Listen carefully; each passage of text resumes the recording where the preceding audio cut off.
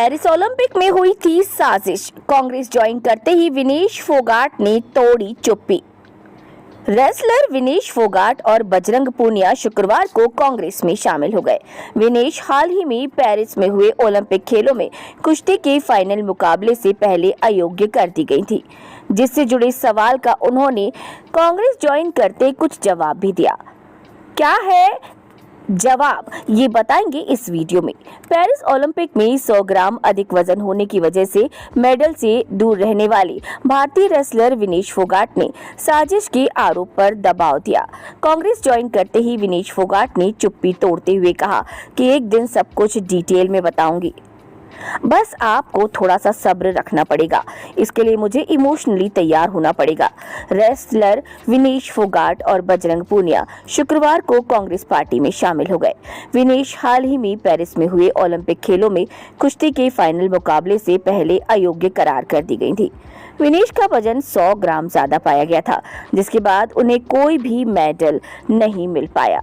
कांग्रेस में शामिल होने के बाद विनेश से सवाल पूछा गया कि कांग्रेस और कई अन्य लोगों ने आप पर आरोप लगाया था कि पेरिस ओलंपिक में आपके साथ साजिश हुई।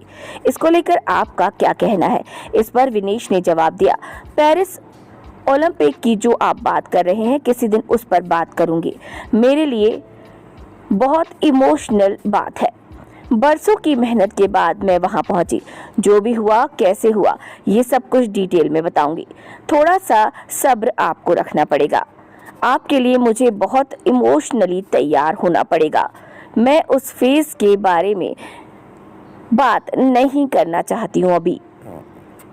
वहीं बीजेपी के पूर्व सांसद ब्रजभूषण शरण के खिलाफ पहलवानों द्वारा लगाए गए यौन शोषण के आरोप से जुड़े सवाल का भी विनेश फोगाट ने जवाब दिया। उन्होंने कहा कि मैंने बोला है कि लड़ाई अभी खत्म नहीं हुई, कोर्ट में केस चल रहा है और बीजेपी ब्रजभूषण को सपोर्ट कर रही है। हमारे साथ में विपक्ष खड़ा हुआ है। जब हम सड़क पर थे तब कांग्रेस पहली पार्टी थी जो हमारे सपोर्ट में आई थी। आज हमारा परिवार हमारे सपोर्ट में है। इतनी बड़ी लड़ाई ताकत और हौसले के बिना नहीं लड़ी जा सकती। लड़ाई को अंजाम पर पहुंचाकर आपसे उस दिन बात करूंगी। बुरे समय में ही पता चलता है कौन अपना और कौन पराया।